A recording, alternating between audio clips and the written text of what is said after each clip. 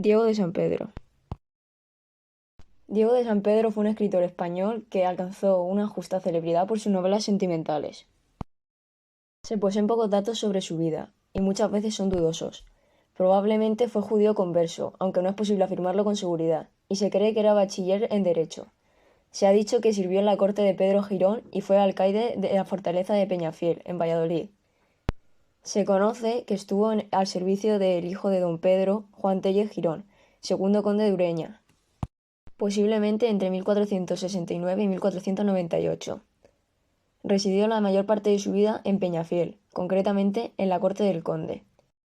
Poco tiempo después de finalizar la guerra, a causa de la edad y del empobrecimiento económico del conde de Urueña, se retiró del servicio en la corte.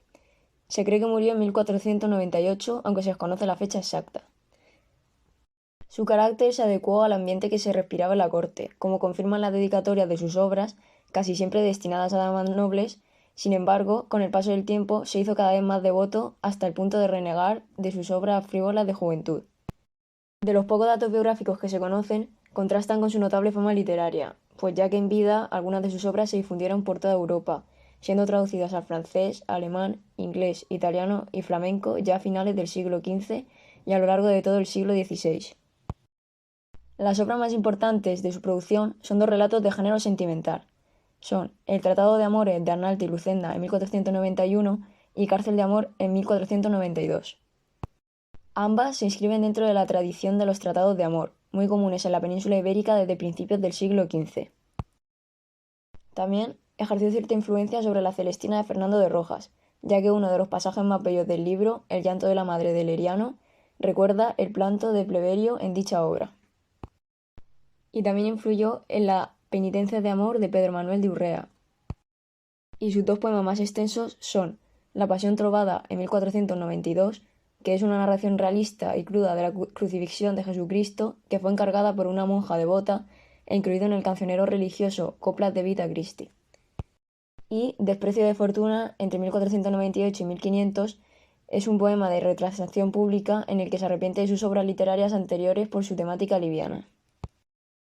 Fue asimismo autor de varios poemas amorosos y religiosos que aparecieron compilados en el Cancionero General, como por ejemplo Sermón. En ella se traza la imagen del amante perfecto, constante hasta la muerte. La técnica epistolar sirve para analizar los sentimientos amorosos. La novela comienza con la alegoría de la cárcel del amor. El autor aparece como un personaje de la obra que, de regreso a la guerra, entra en un paisaje dantesco y se encuentra con un joven encadenado, Leriano, que es llevado a prisión del amor por un monstruo llamado Deseo. El autor sigue a Deseo y a su prisionero al castillo, donde Liriano le confiesa que está enamorado de la bella princesa Laureola y le ruega que actúe como intermediario. El autor se pone en contacto con Laureola y le habla del amor que Liriano siente por ella. La primera reacción de Laureola es el rechazo, pero gracias a la profecía del autor empiezan a cruzarse cartas que culminan en una entrevista. Con la ayuda de personajes alegóricos como la esperanza, la satisfacción, la tranquilidad y la alegría, libera su cautiverio al Leriano y lo conduce ante la aureola, que lo recibe con agrado. Los celos de Persio y la oposición del padre de la aureola provocan graves problemas en la pareja. Para salvar la reputación puesta en entredicho por Persio, Leriano desafía y vence a Persio, demostrando la total inocencia de la aureola. Pero ésta, preocupada por defender su honor y no levantar más sospecha, rechaza a Leriano. Leriano, tras defender ante sus amigos y partidarios la actitud de la aureola, se deja morir de hambre y melancolía, y muere tras haberse bebido en una copa las cartas de su dama rotas en pedazos.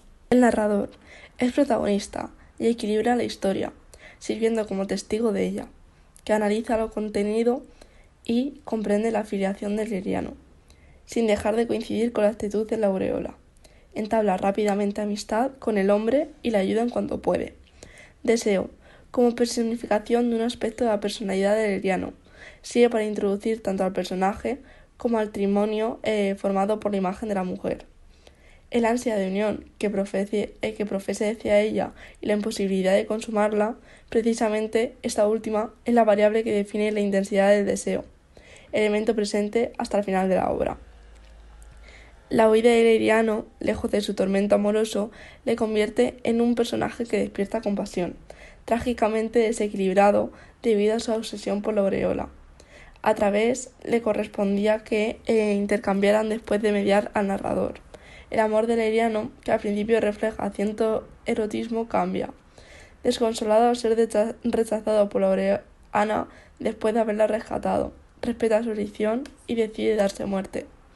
El amor cortés rige la perspectiva de Laureana, perteneciente a un estamento alto de la sociedad, que le obliga a cuidar sus formas y no dar muestras de pasión por ser considerado una afrenta de virtud. Así, su convicción espiritual y responsable con respecto a su linaje se opone a la de Leriano, centrada en el ámbito terrenal que la atañe, y justifica que le rechazase para esclarecer las restantes dudas sobre su honor. Cuando Leriano es liberado de su confinamiento figurado, acude a la corte en busca de su amada, momento en el que Persio, que también pretende a la doncella, hundirá un artiz difamatorio contra Laureana. Tras ser derrotado por Leriano, consigue mantener la credibilidad del rey sobornado a falsos testigos.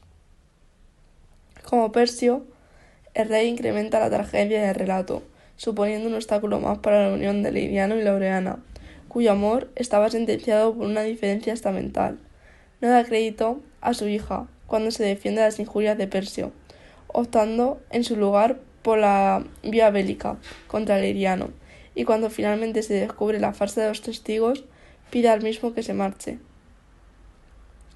Después de que reciba la última carta que Laureana enviará con el autor Tefeo, en oposición a Deseo, intenta consolar a Leriano, recorriendo a la misoginia, a lo que su amigo responde en defensa de las mujeres.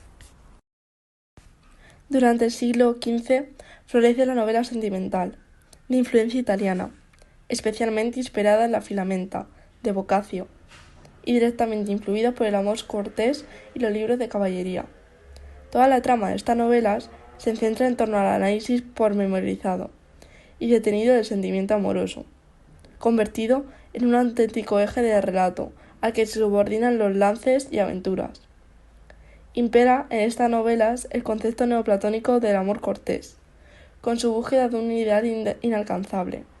Es un amor que no busca compensación que el goce de la servidumbre. En estas relaciones no hay episodios fabulosos. En el protagonista, la esencia no es el esfuerzo heroico, sino el convertirse en un perfecto modelo de amadores y afrontar todos los riesgos que se crucen en su camino. Ha de ser a la vez liberal, cortés, atrevido y sensato. Su lealtad debe estar por encima de cualquier contingencia. Nada puede romper su esclavitud amorosa. El tono es siempre quejumbroso, con una constante evocación de la muerte, final en el que culminan muchas de estas desgracias a aventuras. La negación amorosa conduce a los amantes al suicidio físico o al suicidio social. Es una literatura de evasión y a la vez de polémica, ya que participa en el debate del torno de la mujer y defiende el amor como una forma de conocimiento. Las novelas sentimentales se caracterizan por su tendencia autobiográfica, por la técnica de debate, la alegoría y la forma epistolar como un vehículo de expresión de los estados efectivos. Suelen ser obras breves, de ritmo lento y escasa acción externa. El estilo es muy artificioso y la prosa latirizante. Se prodigian toda clase de recursos retóricos que guardan una evidente semejanza con la lírica cortesana.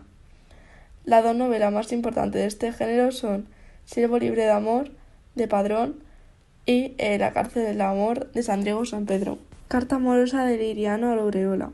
Si tuviera tal razón para escribirte como para quererte, sin miedo lo osara hacer.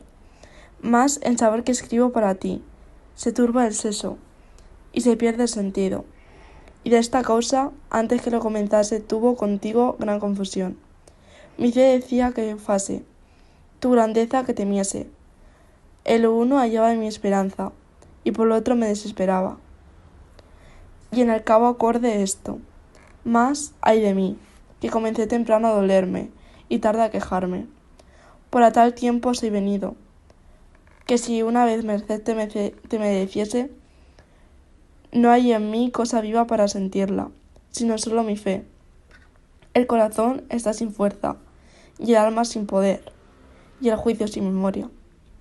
Pero sin tal menester quisieses hacerme que estas razones te plugiese responder. La fe, con tal bien podría bastar para restituir las otras partes de que destruyese.